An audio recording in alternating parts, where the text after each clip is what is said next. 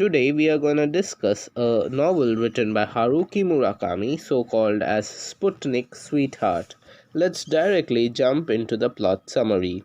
Sumire is an aspiring writer who survives on a family stipend and the creative input of her only friend, the novel's male narrator and protagonist, known in the text only as K. Yeah, the letter K. K is an elementary school teacher, 25 years old, and in love with Sumire, though she does not quite share his feelings. At a wedding, Sumire meets an ethnic Korean woman, Miu, who is 17 years her senior. The two strike up a conversation, and Sumire finds herself attracted to the older woman. This is the first time she has ever been sexually drawn to anybody. Miu soon asks Sumire to come work for her. This meeting and the ensuring relationship between the women leads to Sumire changing. She starts wearing nicer clothes, gets a better apartment, and quits smoking. However, she also develops a writer's block.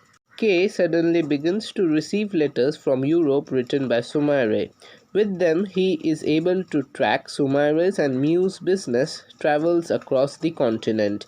In her last letter, Sumire mentions that instead of coming home as originally planned, she and Miu are to spend some extra time on a Greek island vacationing. After a short while, Kay begins to call Sumire's house, wondering when she will return. The only answer he gets, however, is from her answering machine. He soon gets a surprising call from Miu, who asks him to fly to Greece and mentions that something has happened to Sumire. Miu doesn't explain much, but it's clear the matter is urgent. The connection is shabby, and their phone connection is soon lost. K's new school year is starting the week after Miu's call, but finding Sumire's well-being more important, he leaves for Greece the next day. He meets Miu for the first time and she tells him that Sumire has vanished without a trace.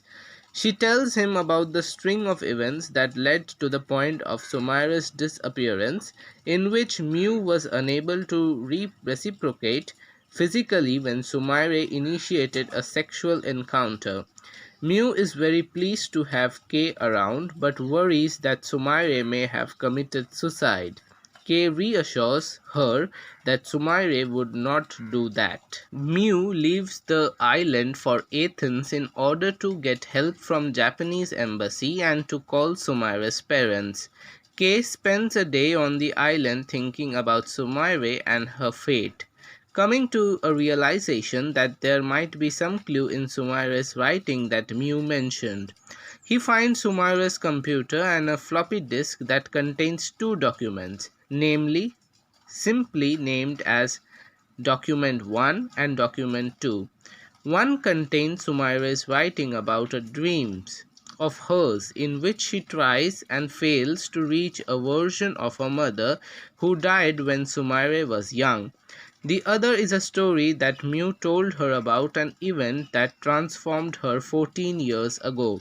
She was trapped in a Ferris wheel overnight and, using her binoculars to see inside her nearby apartment, witnessed another version of herself having a disturbing sexual encounter with a man. The event caused her hair to turn completely white and divested her of sexual urges. Miu says that she feels that she was split into two on that night and has lost that other part of herself forever.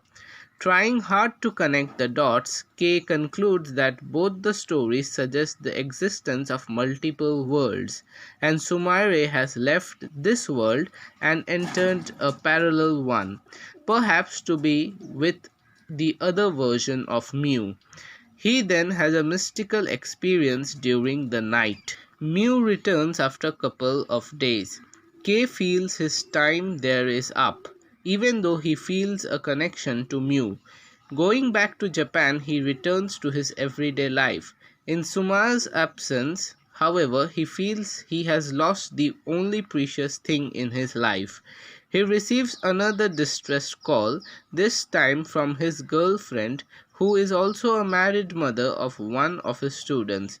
She tells him that her son, a boy nicknamed Carrot, had been caught stealing in a supermarket a few times, and she needs his help in order to convince the security guard to let him go without contacting to the police.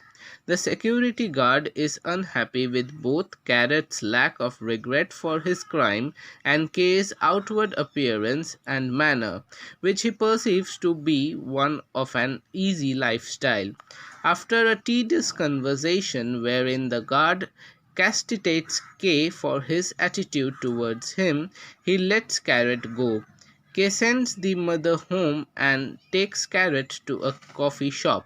Carrot doesn't say anything the whole time. Even so, feeling a sort of connection to him, K tells him the story about Sumire. After dropping Carrot at his mother's house, K tells her that he cannot see her anymore. He continues with his solitary life. Despite their promises to the contrary, he never sees Mew again except for one chance encounter. Mew drives past him in her Jaguar but doesn't seem to acknowledge he is there. She has stopped dyeing her hair and is now a pure white. K senses she is now an empty shell, lacking what both Sumire and K were once drawn to about her. Without warning, K receives a phone call from Sumire, who tells him that she is in the same phone booth near her apartment that she had always called him from. She asks him to come to get her from the phone booth.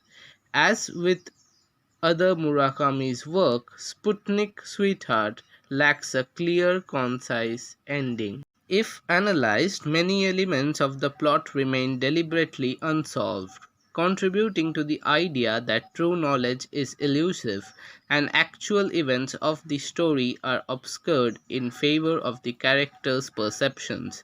The book ends with the theme of the telephone, which appears in numerous books by Murakami, usually when telephoning from a faraway place whose location is quite unclear. Thank you.